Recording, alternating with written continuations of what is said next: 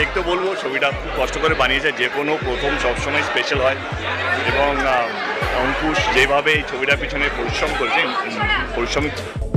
এবার কলকাতায় ঝড় তুলছে মিমি চক্রবর্তী ও শাকিব খান অভিনীত সিনেমা তুফান। কলকাতা শহরের ব্যস্ততম মোড় থেকে অলিগলি, কলকাতার মেট্রো স্টেশনের দেওয়ালে সবখানে শোভা পাচ্ছে তুফান সিনেমার পোস্টার। 5 জুলাই কলকাতায় তুফান সিনেমাটি রিলিজের পর সিনেমা হলে দেখা যায় ওপার বাংলার জনপ্রিয় সুপারস্টার দেবকে।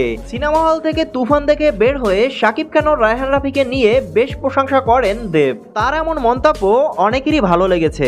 দেখতে বলবো ছবিটা খুব কষ্ট করে বানিয়েছে, যে কোনো প্রথম সবসময় স্পেশাল হয়। কলকাতায় পশ্চিমবঙ্গের 47টি প্রেক্ষাগৃহে মুক্তি পাচ্ছে তুফান।